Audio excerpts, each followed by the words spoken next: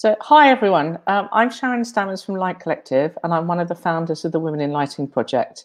I'm going to be hosting today's workshop alongside Martin Lupton, who's my co-founder, and he'll be operating the session behind the scenes. So, some of you may be new to the Women in Lighting project, and some of you maybe have been with us from the start of our journey 2.5 years ago. You're all welcome, obviously. For those of you that are new, Will is an inspirational digital platform that profiles women working in the field of lighting to help encourage and inspire the next generation of women in lighting. So this project has grown to be supported by women in more than 75 different countries. It's open to all women working in lighting, and it's been supported by architectural lighting manufacturer formalighting since the start of the project. As our personal backgrounds are in architectural lighting, this is where the project began, interviewing female architectural lighting designers, but it is open to everybody. With the introduction of a new sponsor, Ayrton, we've been able to expand our reach and are now actively seeking to engage and interest any women working in stage, concert, event, TV, or any other entertainment lighting. After this session today, we'll be launching 3 new interviews with women working specifically in entertainment lighting. The first is with Mildred Moyo, a stage designer based in Zimbabwe. The second is with Anne Militello, legendary stage and architectural designer, artist and teacher based in LA. And the third is an interview with subtitles with Megumi Yatabe, who's a TV lighting designer from Japan. These can all be found on the Women in Lighting website. So please check out the website, it's womeninlighting.com.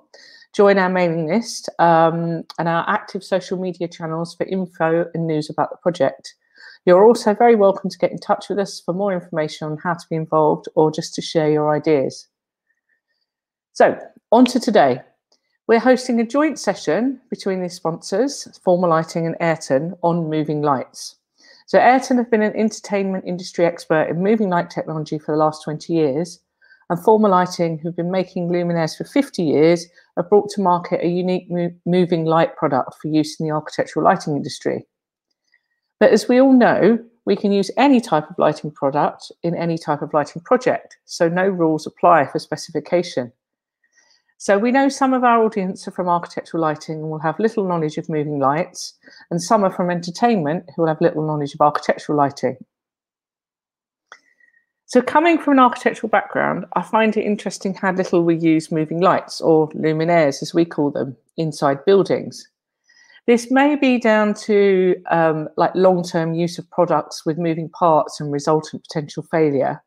But when you consider the dynamic nature of entertainment lighting, you can see the advantages of using fittings that are so adaptable for creating lighting in places that constantly change, or to add an amazing level of dynamism and life to a space that could evolve throughout the day in terms of light.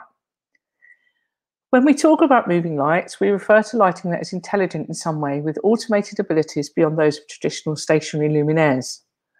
But although the most advanced intelligent lights can produce extraordinarily complex effects, we need to remember that the intelligence lies with the human lighting designer, the programmer or the operator, rather than just in the luminaire itself.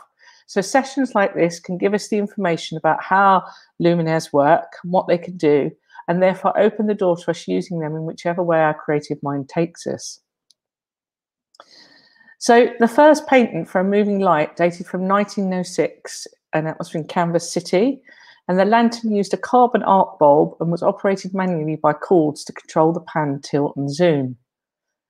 Then in 1925, in the USA, again, we saw the use of electrical motors to move a fixture, and with it the beam position. And in 1936, another US patent was granted to a similar device with which the pan and tilt were controlled by means of a joystick. The next breakthrough came in 1969 with the first ever fixture to use a mirror to redirect the beam of light entirely. From that point on, luminaires with pan and tilt, gobo, irises and colour wheels started to evolve and technology progressed to what we have today. Now, I racked my brain to think of architectural projects that weren't entertainment-based, i.e. resorts or cruise ships, etc., and to try and think of some examples that did incorporate moving lights, but I really couldn't think of any.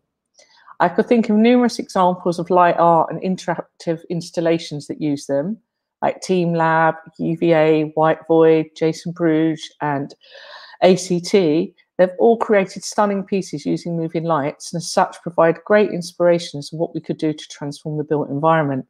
If you can think of any projects, please put them in the chat. So listen to our speakers today, get inspired, change up the way you design, and remember to put any of your questions in the chat so we can gather them up and ask them at the end.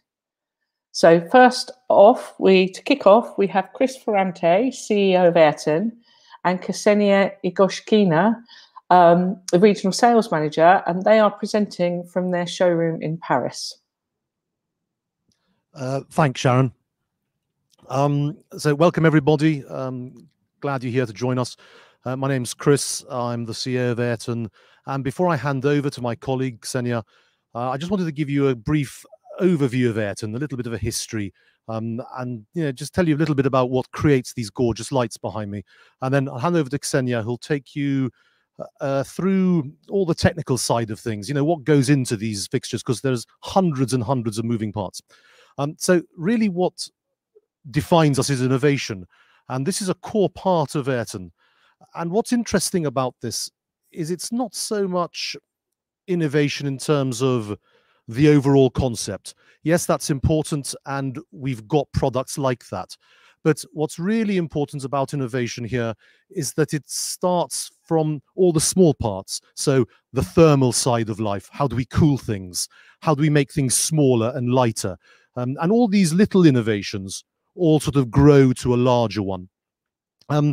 Ayrton was founded in 2001, so quite a long time ago. Not as long time ago as formal lighting, but in our industry, relatively old. The key point about Ayrton is that we've only ever dealt with solid state light sources. So that's LED. So from 2001 all the way back then, Ayrton has only ever focused on LED. The next thing is laser phosphor, and that'll be our next set of products. So we'll start to look at those in the next year or so. But essentially, we are experts at LED. In terms of our more recent history, so in 2017, we were acquired by Golden Sea Professional Lighting. This is a large Chinese manufacturer, and they give us the scale we need. So here in Paris, what we do is we do all the R&D, all the conceptualization, all the branding, sales, image. And then over in Guangzhou in southern China, just north of Hong Kong, they deal with all our manufacturing, all of our supply chain logistics side of things. And it's been a really, really good partnership since 2017. In terms of the team here at Ayrton, there are about 26 of us now. And core team is based here in Paris in terms of R&D, service, support, that sort of thing. And then all our sales team and that side of things are all outside of Paris. What I would say is we've got quite a nice showroom or demo room. So if any of you ever happen to be coming through Paris, please do come and visit us. You're more than welcome to come and look at the fixtures. We can open them. You can come and learn about them. You can play with them, see how the light works and all the rest of it. And then before I hand over to Kseniia, what I'd like to do is show you some. Oh no, actually, before I do that, I'll tell you about the lights quickly. Apologies. What you see in front of you is our current range. And what's interesting about this for us is that we do everything from the smaller fixtures. So at the top, 20,000 lumens, 3 series. These are fixtures that we see going into houses of worship or into small theaters or even into retail environments to project gobos, to project images. And then all the way to the other side, you've got the 50,000 lumen stuff. And this is product that goes on to stadium gigs. And currently we're doing the Dubai Expo, and at the Al Wasl Arena, there are a lot of these 50,000 lumen fixtures, and they're being used in an entertainment environment, but they're in a permanent fixed install. We also make a set of IP65 fixtures. So these are weatherized, and they're out on cruise ships and other such sort of harsh environments. And now I think finally, before I hand over to Kseniia, some references just to give you an idea of where Ayrton's used.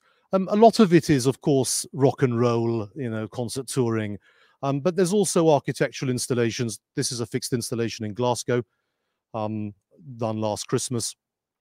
And, creative use of life with some of our video panels that we used to make in the past. And then the next one is a theatrical production of Turandot in Taiwan. This is more our bread and butter stuff. This is Mika in the UK. And then I'll leave you with Eurovision. And this is something that's, of course, a massive, massive show using lots and lots of our moving fixtures. But the benefit of them is that they're so flexible. They can be used from everywhere to sort of, core concert touring all the way to architectural installations. So I'll now hand over to my colleague Kseniia, who'll take you through all the technical side of life. And if you've got any questions at the end, we're around and we'll be happy to answer them. Thank you very much. Hello, everyone. My name is Kseniia Igoshkina. I am a regional sales manager for Ayrton and one of the women in lighting. Today, I'm going to my goal is briefly to tell you what are the moving light. What is a moving light actually, and what we can achieve with this. You will look at me just a few seconds and we will go to presentation and to the screen which is behind me, and you will see all the features that we can offer you. First of all, what I would pay attention and I would say that our lights are multifunctional, and we always need to consider where we are outdoors or indoors. Are we in amusement park, in the shopping mall? Maybe this is a concert hall. Do we need to light up people, or we need to achieve some effects, colors, or patterns on this surface? So with this kind of fixtures, you basically can achieve everything you need. So let's go through details. What is a moving light? First of all, this is remote controlled luminaire. Simply, you can manage it through console and preset all effects in advance. The next important thing to look at, this is a light source. It can be discharge lamps or LEDs. We do only LEDs from very beginning and quite experienced in this. And what are benefits of LEDs? LEDs don't produce much heat, consume less energy to create the same amount of brightness, and last much longer. Discharge lamps mostly have a hot spot. And with LED, we get a flat beam, and you can see this actually on the screen right now. We have two different versions of light agents. This is S and TC. TC basically means true color, and it gives us better CRI. You can see this from the left. Green is reduced. People and objects look better through cameras. Now let's go to multiple effects part. And this is actually what we can get from automated luminaires. First, we talk about zoom and jump then to color mixing system and multiple housing effects like globus, frost, blades, iris. Zoom. If it's a long distance, you may need a narrow zoom. If you light objects or people, for example, if you are lighting a larger surface or want a wash effect, you can use a wider zoom. We have three lenses blocks in our zoom system: zoom, focus, and front. And let's look at the medium zoom. Then wide one. Yes, and the narrow one. We use iris here to achieve such a small zoom. Then let's go to see at color mixing system. The moving lights usually have two kinds of color mixing, as you know, RGB and CMY. RGB is based on the idea that you multiply red, green, blue, and the result is white. And the subtractive mixing system has the idea to start with the white and remove parts from the spectrum. CMY mixing system allowed to create a multitude of different hues. So here we can see cyan, magenta, yellow, magenta again, Congo blue. This is cyan plus magenta. Then red, yellow plus magenta. In addition to cyan, magenta, and yellow color flags, some of our fixtures have linear variable CTO up to 7,000 Kelvin. CTB, this is blue correction, and CTP, pink. And with these 3 additional filters, it is possible to mix any color you need. So here are examples of complex color mixing. We get amber, pink, steel blue, lavender, peach or pale rose, and ivory. And now we go to visual effect module, which includes chip color wheel, gobos wheels, filters, and so on. So chip color wheel, some colors cannot be achieved just with CMY color mixing system, for example, and wheel helps us to get more deep colors. Let's have a look at Congo blue, for example. It's quite deep. You can see it even through the camera on your screen. Then green, orange, blue, red, and we can do split colors. This is Congo green, green, orange, blue, red. And let's have a look at focusing this, how we split it. Gobo wheels. Basically, these are images projections. A gobo is a plate out of the glass or metal which influences the beam. It can be a graphic pattern or an image which is projected to surface. Gobos can be static or rotating, or in the case of some our fixtures, these are cassettes. Now let's have a look at different gobos. Black and white gobos existed. And now we will show you color gobo. Here it is. The next one is gobo cassette. Gobo cassette is a static gobo with rotating gobo combined together. And we get such nice effects with this. I would like to also mention that gobos can be customized. There is usually one open position in gobo wheel, and you may create your own pattern, logo, or picture. This is gobo cassette again. One more interesting part of effects block is the animation wheel. The color animation wheel enables an infinite variety of creative possibilities combined with CMY system or fixed color wheel to subtract colors. So you see now color animation wheel. We add some colors on top. But here is black and white animation wheel. It has indexable rotating. If we combine it with gobos, we create different, what we call mid-air effects of water, fire, and wind.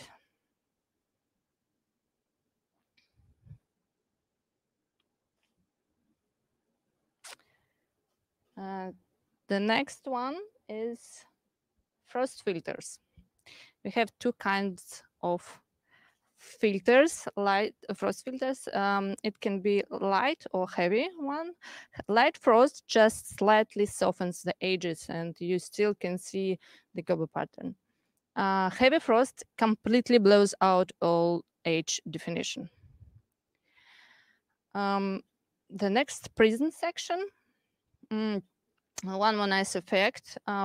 Prisms can be linear or circular. Some pictures can have combinable prisms. Fortunately, we cannot show it right now, but please contact us and we will do. Next, blades. Let's move. So there are 4 blades. Each blade can cut whatever angle we need. Highly accurate positioning with blades makes it highly useful for theater, corporate shows, and like others.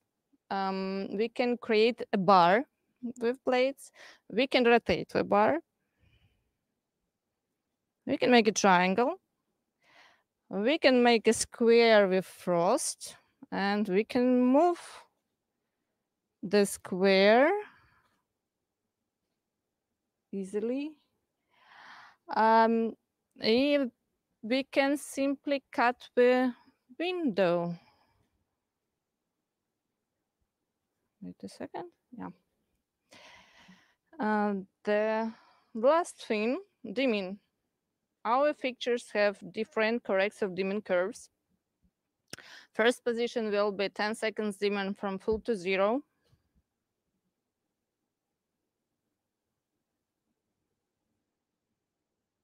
Yes, slowly. Then the next one is 10 seconds dimming from 50% to 0. And the last one will be from 50% to 0, and we are adding CTO. But I would like you pay attention how LED source is flicker free, and look how soft it is. It's very helpful for television and film. To finish, we would like to show you a combination of different effects. For example, here is a cassette and prism together. Cassette plus color animation wheel. And now we are playing with focus. So this is roughly what moving lights are. I would also mention that we have different housing. Color of housing, we for different environment, it's essential, we think. And we also have a range of IP65 fixtures, so it can be easily used outdoor. That was quite quick to tell you about the lights and the effects we have inside. And for more information, please contact us. Please visit us in this nice showroom. Any questions, let us know. Thank you for attention. Thank you. That was a really super slick demo. Yeah, hopefully people will have some questions. We're going to move on now to Aideen Malone, who's a UK-based and award-winning stage lighting designer, for her to give us her perspective on moving lights. Hi, Aideen. Hi. Thank you. As you know, I'm a UK lighting designer, and I work mainly in theatre, dance, opera and musicals. And today I'm just going to show you 3 different projects that I've worked on and how I've used moving lights and all their various different aspects. But firstly, I just want to talk about how the entertainment industry, how productions are becoming more complex and collaborative.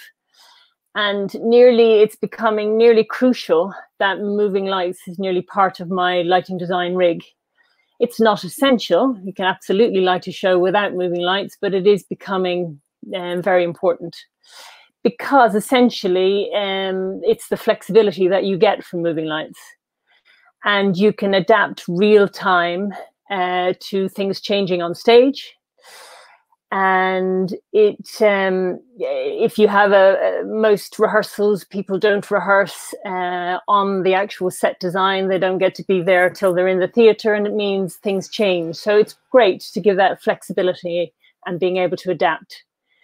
But the other thing that moving lights does, it impacts on the complexity of your design, and it impacts on the time it takes to program the show. But there are some considerations that I consider when there are loads of considerations when you're choosing a moving light unit.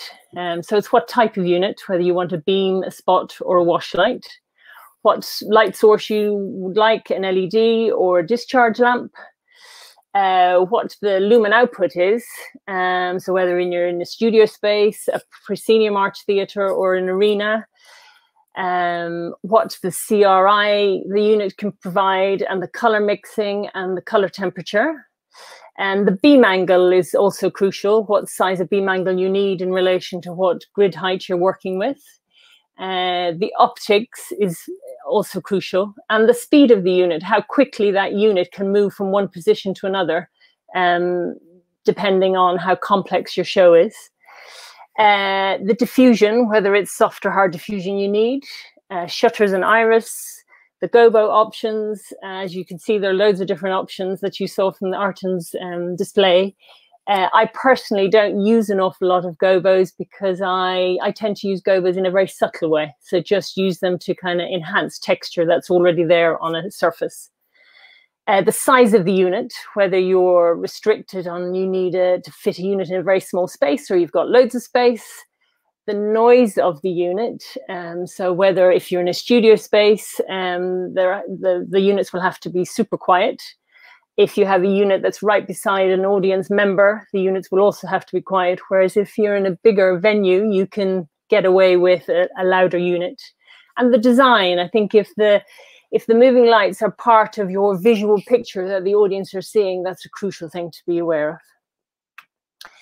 So the first production that I'm going to talk to you about is Deaf a Salesman, which was a theatre piece done in London at the Young Vic studio and then transferred to the Piccadilly Theatre, which is a proscenium arch theatre. And there are two different types of units that I use. So in the Young Vic, we used Mac Encores and VL1000s. And in the Piccadilly, we used Ayrton Gibleys and Mac Vipers. And there's various reasons why I use different units.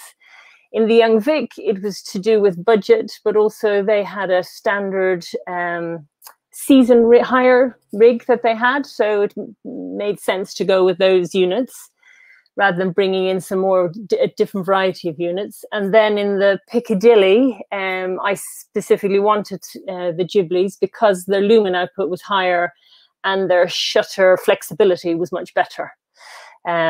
So just going to show you some images of the show and how I used the lights in various different ways. So I used this, the set design was quite a dark texture, but it had a lot of various different platforms, doors, frames, moving in and out of the stage, moving up and down and tracking forwards and backwards. So I used the lights to frame with the blades and the heavy diffusion to frame those various different areas and to track with the various different moving pieces of the set. And I also used it to frame the architecture of the set. I had two lights that were either side of the stage and they were tracking with some flying pieces that were moving in and out. And they created, so that they were very precise, going with the automated timing of those fly pieces, but they created beautiful architectural shadows on the back wall and the architecture of the environment. Used the moving lights to transform the space with color and with how you lit the architectural environment. So this is a really rich, warm amber color. And then this shot is a much deeper blue color, but also I used very subtly gobos with diffusion and slightly out of focus to enhance the texture that was already on the floor surface of the show floor. And then as I said earlier, the fact that moving lights gives you so much flexibility. It gives you the flexibility to be able to close in and zoom right into a close-up image like this, or gives you the option to be able to completely do a wide shot and light the whole space with the architecture and a complete wide shot in comparison. And then I used, the main character in this show was Willy Loman, and we didn't have any follow spots, and the director and myself didn't want to use follow spots. But what we did do was we used all the moving lights to move with him in certain sequences so that the audience always saw what was happening on stage from his viewpoint, and it worked really well. So the speed of the unit moving from one position to another was really quite important for this production. So I used it in ways that we had slices of light coming from the front and the back on Willy when the other characters were slightly in the background. We used it like a follow spot, so he was backlit and frontlit, and we would move with him wherever he moved in these certain sequences. And it worked really well, and it kind of fitted in with the image of the look of the piece, rather than a follow spot that tends to stand out when you're using follow spots in a show. And then this is another image of Willy being isolated. The next production I'm going to talk to you about is Monster Calls, and this was a devised theatre piece. For those of you that don't know what devised theatre is, it's you start rehearsals without a script, so it evolves during the rehearsals. So it's a process where things could become formed and finished very late in the process. So needing the flexibility in the theatre is crucial for all productions, but particularly for devised work. So it was done in Chichester Festival Theatre and UK tour.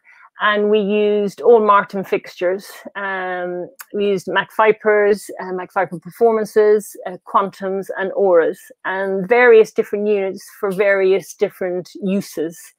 But the reason we used these units was probably to do with budget. If I had a choice, I would have gone down all LED. But the two first units, the Vipers, are discharge units, and the quantums and auras are LED units.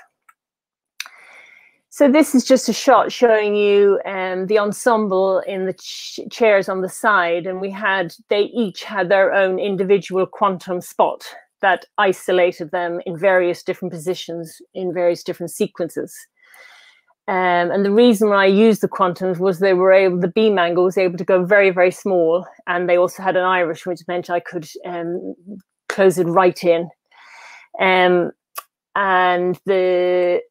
just showing you another shot of another position where they were isolated. I think in total we ended up with 20 positions, but the speed of these units being able to move really quickly was really important. Then this is just showing you a shot of the ensemble being lit by Viper DXs, which are a wash unit, but they've got shutters in them, which are really useful, which means you can do a certain amount of framing. So you've got two blades, basically, that move in parallel, rather than with a spot unit, you would have 4 that can move individually. But on the DXs, you have 2 that can move together. So they create a beautiful line showing the gorgeous shadows on the white floor. And then the main character on the stilts is lit with just spotlighted with Viper performances. And then this is just showing you one of the characters, Connor, who's flies in, and he was lit by auras, which are very small little LED moving lights. And the reason why there wasn't much space for these units, but they side lit him brilliantly, and there was a lot of flying in this show, so they moved with the people that were flown in or flown out. Then this is just showing you some spot units doing a framing. 2 characters, they were situated in a car, and it just closed in and isolated that situation for those 2 characters. And then this is just a DX without using any of the blades from a backlight position, just isolating a group of people and the ensemble. And again, there were various different positions. I think there ended up being about 20 to 25 different positions for these sequences.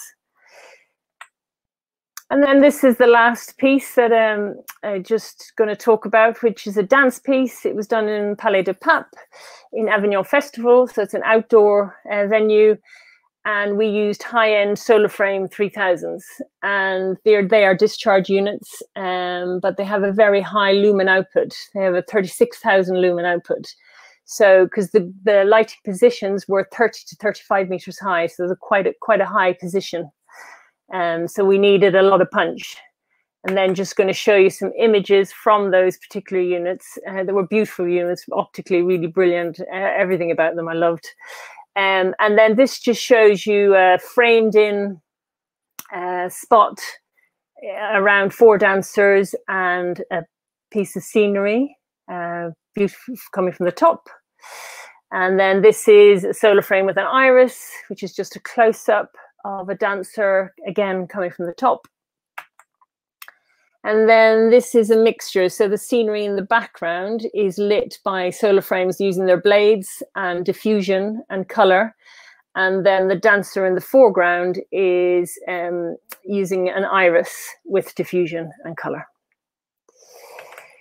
And then lastly, I think the thing I'd like to just share with you is about using moving lights as a lighting designer. I think initially, I've been using them for 20, 25 years, but initially when I started using them, I was slightly, I felt like, oh, I might sacrifice the crucial lighting angle because that moving light can do so many various different positions. But that's not true at all. They just give you flexibility, but it's quite crucial that you position your moving light in a place that doesn't compromise your lighting angle. So you would have a backlight position or a front light position, a side position or a top light position. But that positioning of that unit is crucial to how you use moving lights. Thank you. Thank you very much, Aideen. There were some really beautiful images there. So if you'll stay with us, maybe there'll be some questions for you at the end. Great. We're going to now move on again, and our next presenters are from formalighting. So we welcome Pietro Ferrara, the General Manager, and Stefani Bianchini, the Lighting Designer from Forma. They're both speaking to us from Milan. Okay. Good morning, everybody. Let me say just thank you to Light Collective, Martin and Sharon for the organization, of course, and welcome to Ayrton team at the presentation they did. Very interesting and nice. And just to say, introduce my team from Sharon Magnaggi, Marketing Director, Stefani Bianchini, our Lighting Designer Manager, and Damien, that is our friend, partner, that he will help us to develop and support us in for formalighting. Just briefly, in order, because I don't want to annoy you, I want to leave shortly the presentation to Stefania for the product. Just to say briefly a few words about formalighting. Formalighting, yeah, we are a little bit older than Ayrton, just more than 52 years. You can see in the picture our founder, Mr. Lorenzo Magnaggi, on the left of your screen. But he started from UK, where he founded the formalighting. At that time, I was just an agent, already with the passion for the lighting. In fact, he promoted the main companies all over UK, and after that, when he decided to move to Hong Kong, to spread out all over Far East area. Then, of course, he decided, I had the chance to meet him personally in 1996, when he was still an agent, but believe me, he was already organized because he has the view a little bit longer than personally, than me. But and then he decided to open a factory. It was one of the first factory in China in the year 90. Was also he got the certification, the ISO 9000, and then prevail the heart of Italian heart for Mr. Magnaggi and his family to open the company as well in Italy. First, because he's Italian, he love Italy, etc. And just to give, because he had in mind because we need to be able to cover the market. And open in Milan, we were able to cover Europe, Middle East, Africa, etc. So, because this is an advantage now, especially now, because we are, let me say, market leader in retail sector, where we can give the best of our knowledge, our technique, our manufacture, etc. So, but thanks to the view, the visionary way to see of Mr. Magnaggi to be ready to give full support worldwide. Now I want to just leave the word to Stefani because it's more interesting what I'm saying. But just, of course, we are not able to see in 15 minutes what we are able to do, especially with the motorized one.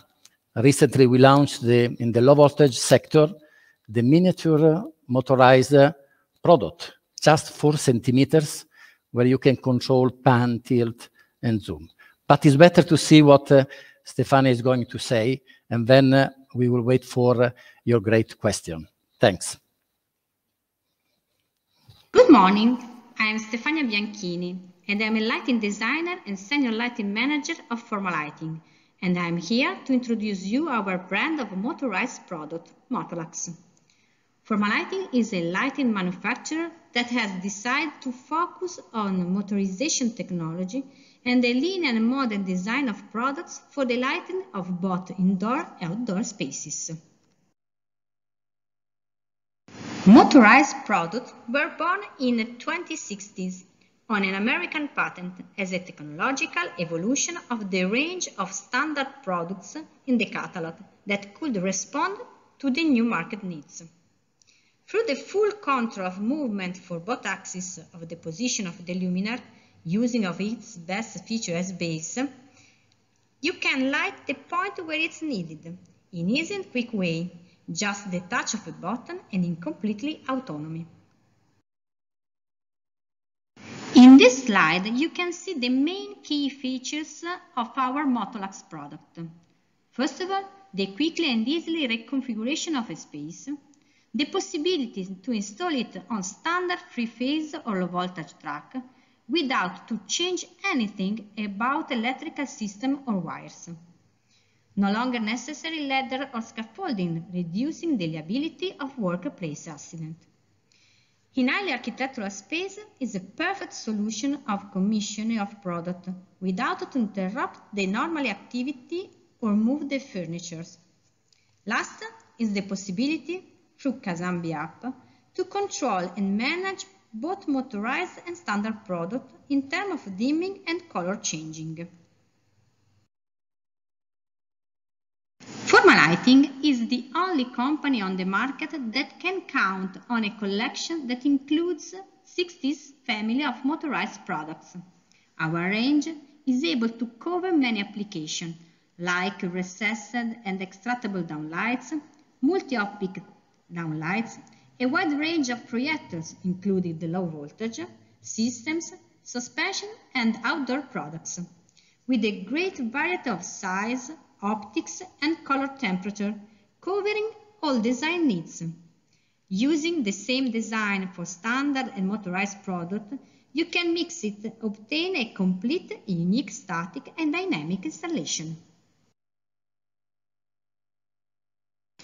With a new generation of motors, it will be possible to create different scenes to precisely recall the position of one or a group of Motolax fixtures and adapt to any reconfiguration of the room to illuminate.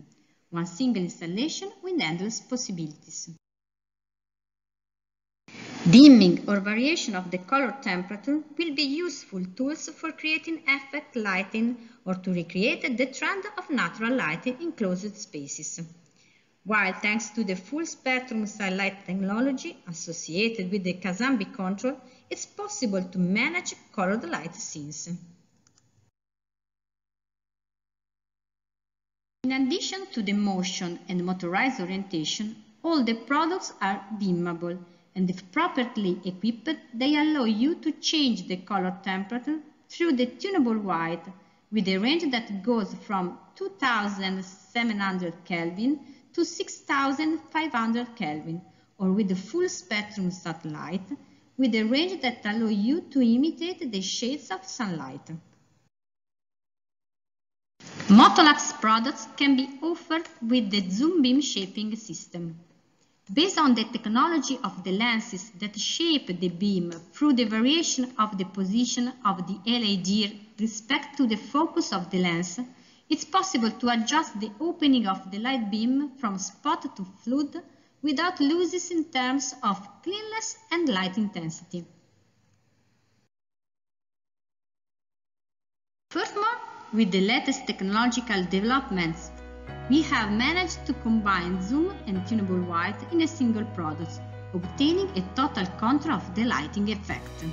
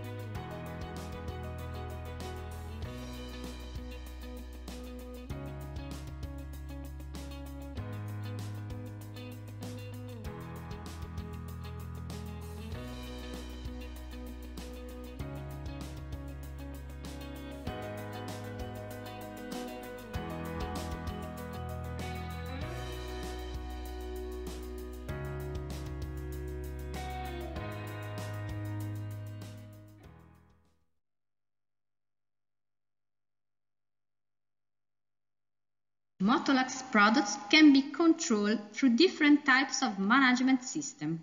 LaserDim is a remote control for simple and immediate control of single or group of products. Kazambi app, based on Bluetooth technology, present in all modern smartphones, tablets and smartwatches, it allows, in addition to single or group management of products, to create light scenes and to time switch on lighting scenes in a simple and fast way.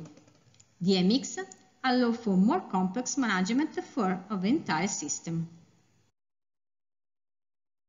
Application areas are so various according to the result that I would like to get. For example, shop windows, meeting rooms, car showrooms, and so on. But we enter more specifically with a quick exposition of the application possibilities of motorized product in a different space. In shopping windows, for example, Motolax can allow visuals to set up the space quickly and easily, in complete autonomy and even from outside the store, reducing the time and the cost. Thanks to the use of Daimler's Kazambi brightness sensors connected to the luminaires in the shopping window, it's possible to adjust the most appropriate level of brightness to always maintain an impact effect on the observer with the right lighting levels both day and night. In a car showroom, for example, we can create lighting scenes with the accent dedicated to the different car layouts. To create small light shows during the presentation of new car models, or to create a scenic effect to attract the attention of passing customers. In multifunctional spaces, Motolax can be useful in order to follow the course of the different configuration of the tables with an adequate light for each type of event. Thanks to the zoom beam shaping technology, it's possible, with a simple touch, to change the sensation of light. Like in a restaurant, transform it completely, moving from accent and contrast light to diffuse and soft light.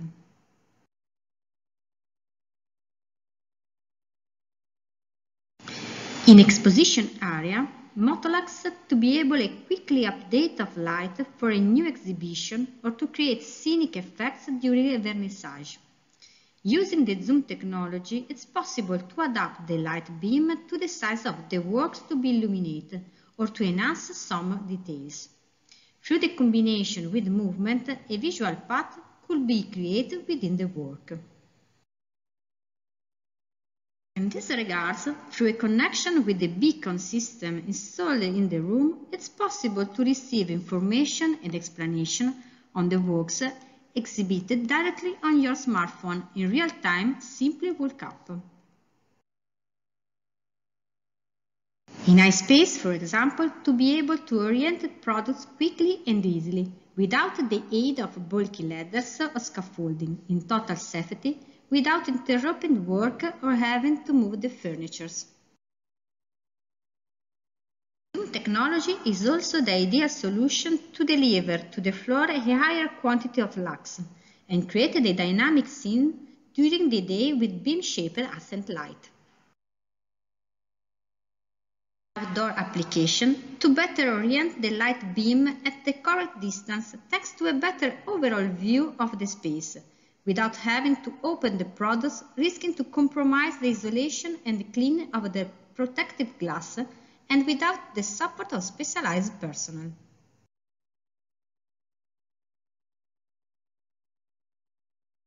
These are some videos which summarize the potential of Motolux products, especially for the new low voltage version and for the new Moto Jojo motorized decorative luminaire.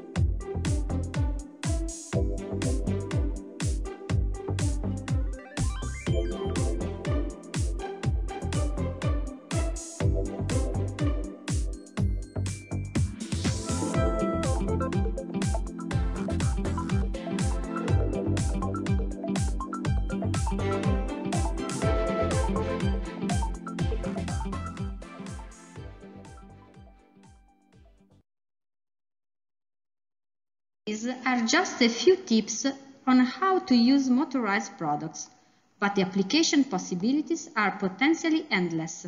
The limit is only your imagination. Thanks for your attention. So thank you very much to Pietro and Stefania. We will see you again at the end. Thank you for showing your very innovative range of products there. We're now moving on to our last speaker, which is a French lighting designer, Damien Joyeux of Reflexion. He has a consultancy which works across lots of different disciplines. Good afternoon, everybody, and thank you to Formalighting and Ayrton to have invited me to this workshop regarding the moving light. The moving light is really interesting topics, and we will talking about that in a few minutes. But before, firstly, I would like to present you Reflection. Reflection is my company. Is a French company who help you to define any control system regarding the lighting part.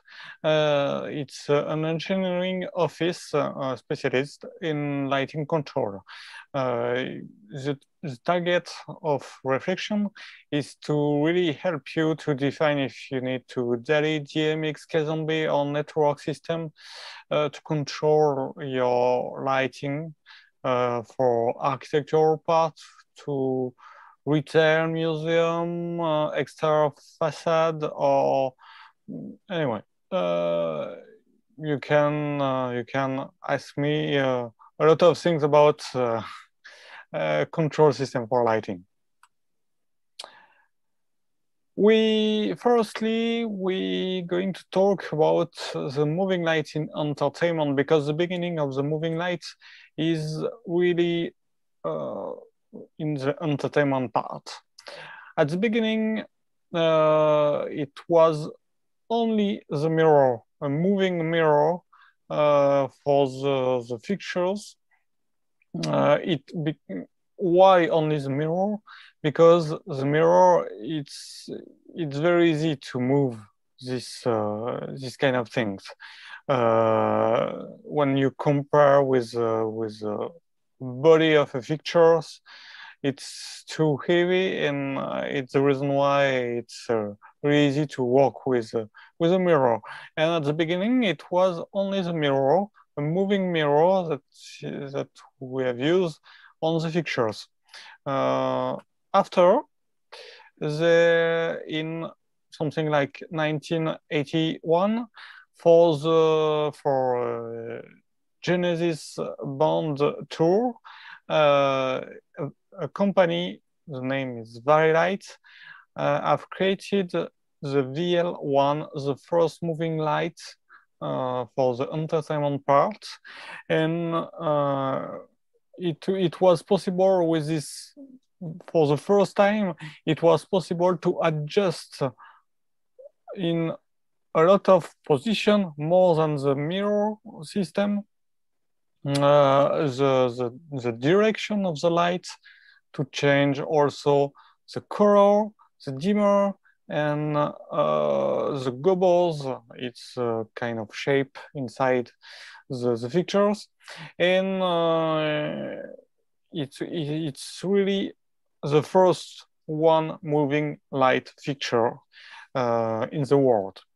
And it was the really beginning. And after, the development was really huge in the entertainment part, because we forget very fast the mirror part. Just to understand well why we use what we have before the moving lights. Before the moving lights, we had this kind of thing, this kind of that you can see on the picture on the left. It was a lot of dots. Each dot is a fixture, and in this case, one fixture equal one direction. And the time to do the focusing, you can imagine when you see the quantity of fixtures, it's huge. One fixture equal one function equal one color, and as you can see also, each fixture have one direction and one gelatin filter to obtain the color of the light. It was only possible to change the intensity of the fixture. And one fixture equal one location. You focus the picture, and that's it. You can't change it. And it's sometimes complicated to have access to these pictures to go to do the focusing. Many features require consumption. Just to have an idea, one dot that you can see is 1000 watts.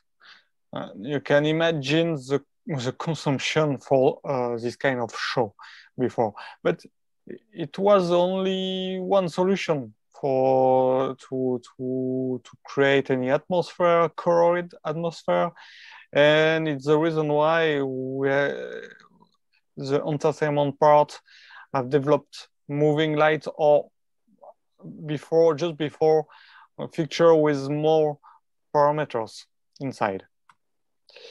You can see the utility moving light. You can see on these 3 pictures of the Eurovision show. It's really interesting because you can do a lot of things and with the same features. As you can see, it's not the same color, the same position, and the scene is very different.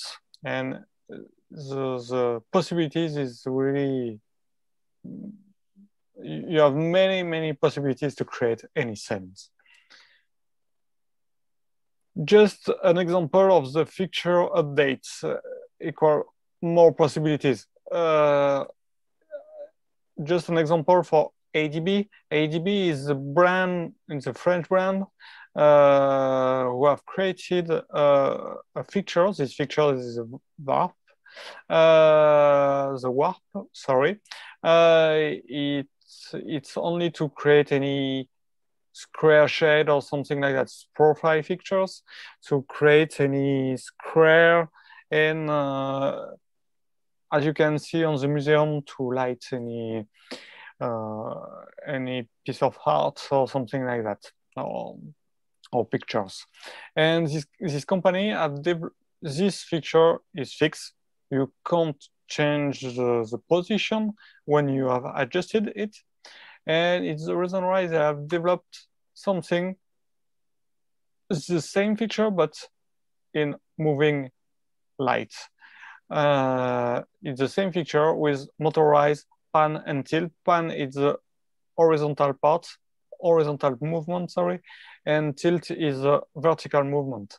And it's very easy to adjust after the feature, because you can adjust in one point, and after, if you want to change, it's just with the control desk, you adjust it, and it's very easier. The functionalities, just to let you know, in the moving heads, there are a lot of functionalities. And for example, it doesn't matter regarding the kind of feature or the brand, but it's just to explain you that there are a lot of functionalities in one feature. For example, channel 1, you can adjust the pan, it's a horizontal part.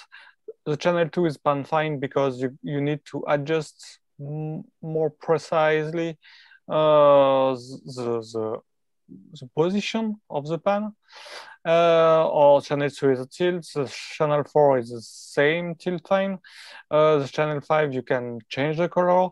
The channel 6, you can change the picture inside the light inside the features. For example, the channel 8, you can change the dimmer. You can adjust the level of the fixture of the light. And for example, the channel 13 is the focus. You can adjust also the focus. It's really interesting because you can do a lot of things with the same fixture.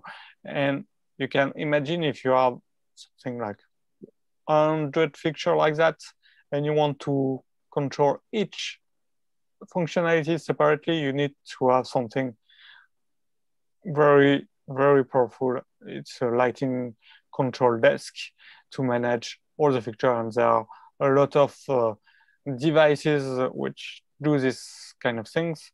And the most famous in the entertainment part is MA lighting.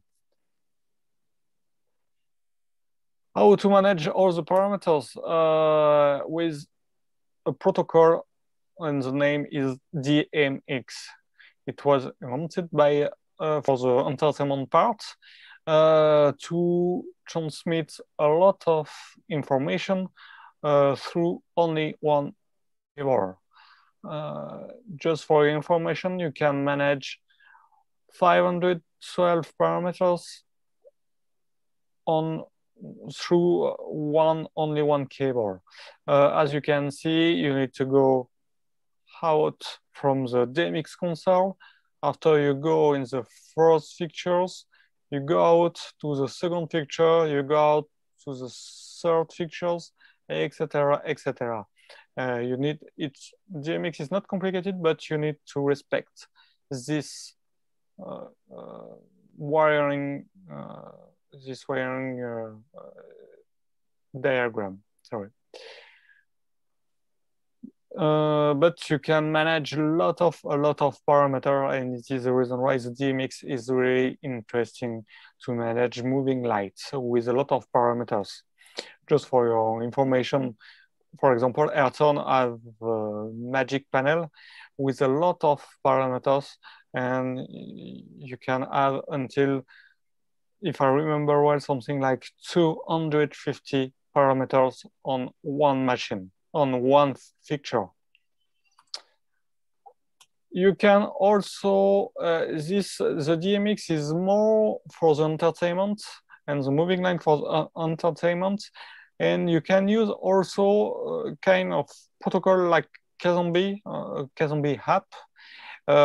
If you don't know Kseniia, you can go to the website to have more information, but it's a system where all the device communicates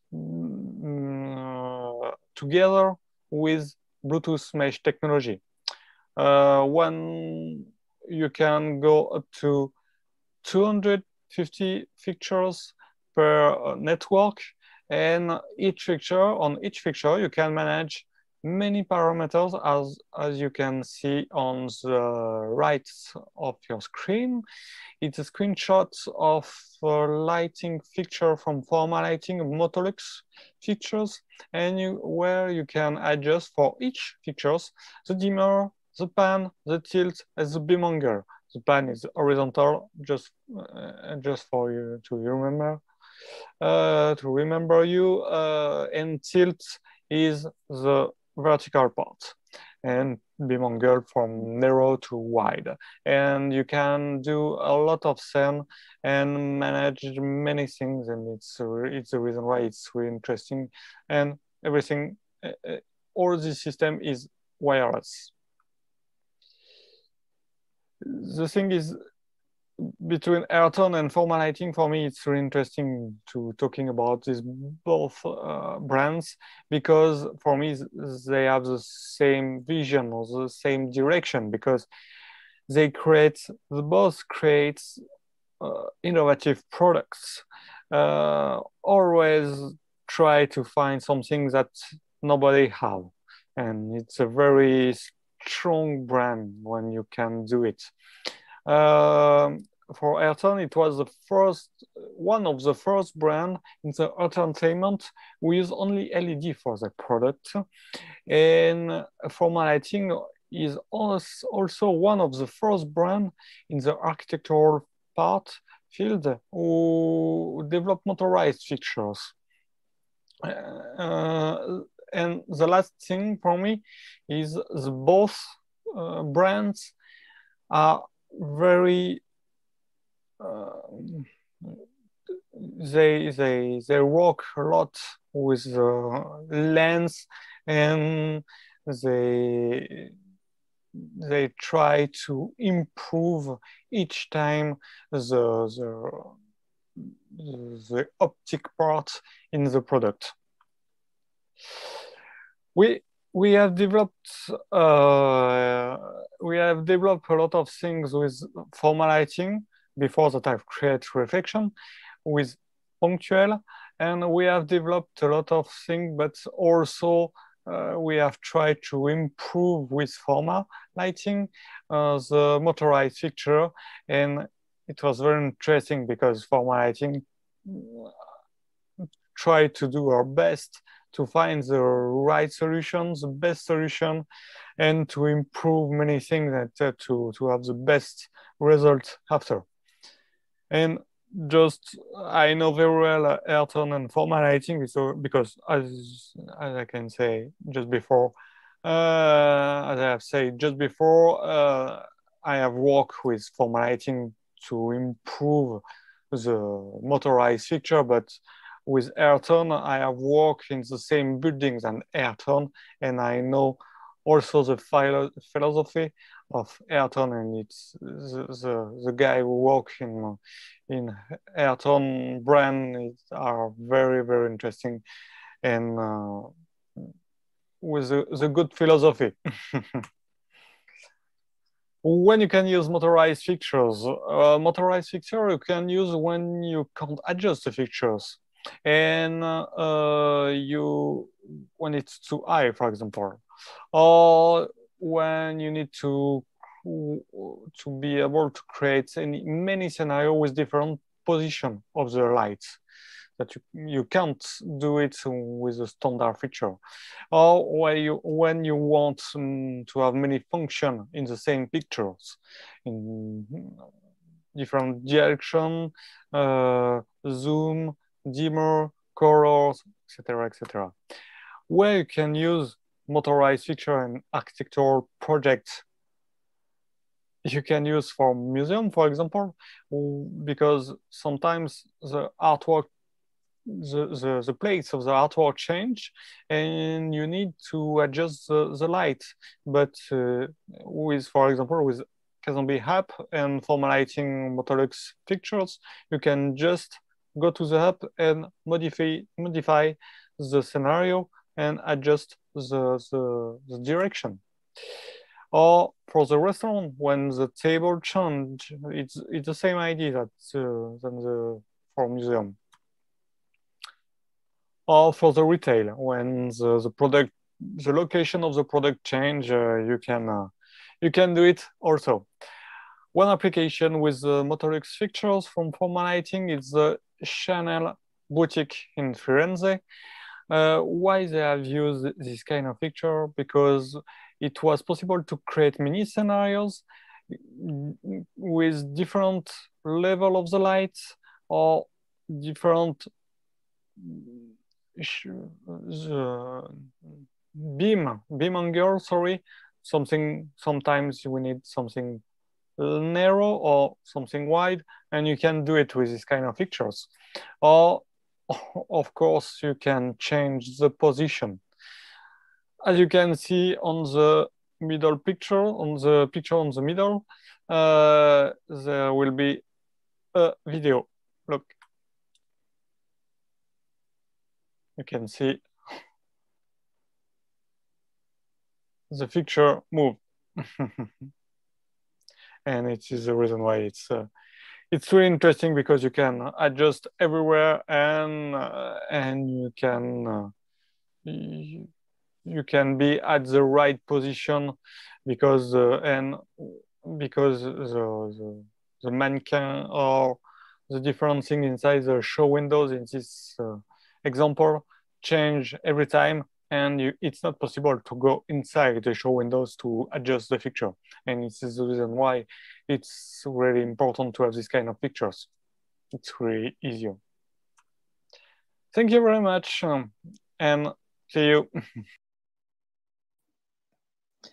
So thank you to Damien, who he can't be with us live today, but thank you very much. I really liked seeing the photo of the Queen concert in 1981, I think it was, pre-moving lights with all those thousands of, I don't know whether they were park cans or whatever, but it was a really good image to show how far we've moved on.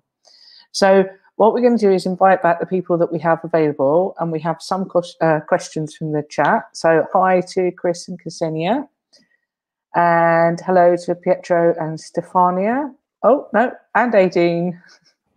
We've got the UK, Milan and Paris. Great. So I was going to start with a question for former lighting, which was, it was about you showed an outdoor motorized fixture. Can you explain what sort of application that would be used for? Okay, hello everyone. You can hear me? Okay. Yes. For your question, the application is very, very many, because we can use in museum, showroom. We have a lot of application because we have a wide range of product, and we are develop our product with a new step motor, so we can have a precise control of the position of each movement. And so we have the ability to count each step when move from one point to the other. So in this way, we can control perfectly the position, the focusing, and in this way, we are develop our product. And I read a question about Ayman Shah that can tell me if DMX control available for the product.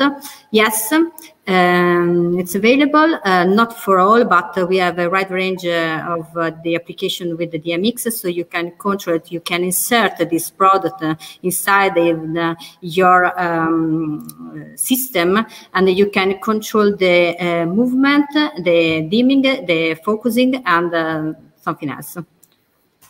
Okay. We had some really nice positive comments popping up in the chat during the presentation, so I think Martin can share those. So next question for Kseniia and Chris. You did mention, I think, at one point that you were working on some new products, and you said something about laser.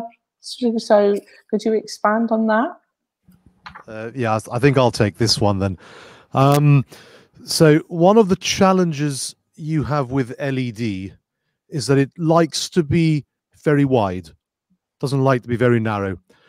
So what we always do is we fight with getting that very, very wide source nice and narrow. And what you see behind me is that fight, essentially. And we're pretty good at it, but only in as far as sort of throwing anywhere between 5 and perhaps 50, 60, 70 meters. Anything beyond that starts to get a bit challenging, and we can do it by putting a bigger bit of glass on the front of these fixtures. But as you can see, the lights in yellow, the one behind me, I mean, it's already a very, very big piece of glass, which makes it very heavy. So what laser does is it allows us to have a very, very narrow beam angle. And when we say laser, what we don't mean is green, blue, and red show lasers. So what you're used to in nightclubs or these large events. What we mean is essentially a blue laser diode, which hits a yellow phosphor wheel, has a bit of extra blue laser, which then we merge in with the yellow light that comes off the phosphor wheel and creates white. And what we end up with is the ability to drive 3.9 kilometers worth of absolutely parallel light. And I haven't got a picture on the computer, but I'm sure I can share it with you later, of us shooting 3.9 kilometers the other night to Wembley Stadium. And the beam remains absolutely perfectly parallel. So this is the benefit of laser. LED for your normal lighting, what we'd call normal lighting, so normal entertainment lighting purposes, and then laser phosphor for ultra long throw beam applications. You know, think of the pyramids. If you want fingers of light coming up behind them, that's what we'll use laser phosphor. Okay, I think everybody would like to see a beam of light going 3.9 kilometers. So yeah, share it with us and we'll make sure we can get that out in the world. There's a question for Aideen, and it's about, I think the project you were showing was on monster calls. So it's whether all of your queues are automated in advance, or are some of them live person controlled? Good question. It was a mixture, actually. Some of them were, I'd say half them were queued by a deputy stage manager, and the button is physically pressed by somebody. and then half the cues would have been connected to sound. So it would have been automated with triggered by sound. Is that because it was a devised piece, or because there was a lot of sound, or? There was a live band and there was a lot of sound cues. So I think it's because of that, because of how integral the music was to the piece. Okay, thank you. I've got another one for Forma. Can you tell us a bit about the kind of power consumption that the fittings you've showed us consume? Okay. Our Motolux fixture can have up to 36 watt, and all of our fixtures are dimmable. So we have a wide range of power. So you can have maybe the short and our smallest fixture 6 watt, and we can have a maximum power as 36 watt. So we have a very, very wide range that you can choose of our product, and all of them are dimmable. So it's a very important point. Well, what kind of accuracy can you expect from your moving lights when you set up a scene? We are working on the motor step. So in this way, we can do a precise point of the focusing of our product over an exposition or over a showroom and something else. So in this way, we can have a correct point to stop our product and focus our product over the exposition or the work that you wanted to illuminate. Okay, I've just seen some questions popping up now in the chat. There's two for Ayrton. So first of all, would it be possible for you to repeat how you get such deep colours? Yes. Do you want to do that one? Well, as I said before, we have... One second, please. We have a few different... so first of all, this is CMY color mixing system, which we think is much better than RGB.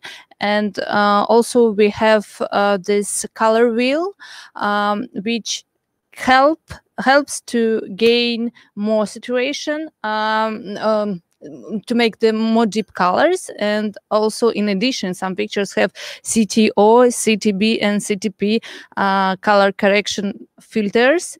And yes, with this we can achieve any color that we need. Okay.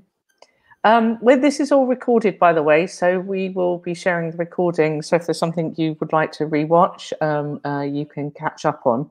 And obviously, Pietro, Stefania, Kseniia, and Chris are all available to answer questions at any time. There's a very specific question from Flick, I see here. Question for Ayrton about the Persio TC fixture. There it is. I noticed on the demo that the shutter cuts differ per gate, as in 2 sharp, but 2 were slightly off sharp. Can all shutter cuts be absolutely sharp? No is the answer. So it's physics, really. All 4 blades are on separate planes. So one of the... Well, you've got 2 options. We could either give you less control and therefore have them on 2 planes. So 2 sides could come in, and the other 2 sides could come in and not overlap. So you couldn't do full shutter cuts. That would give you better focus ability on all 4 blades.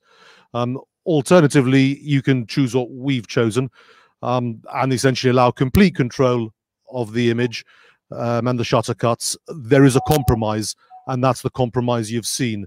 The reality of its general use is that a lot of people actually drop the soft frost in anyway when they're using shutter blades to soften the edges. So we've not really seen it be a major issue for us, but it is a compromise. And unfortunately, like everything, there are compromises to be made, and this is one of them. Okay, thank you.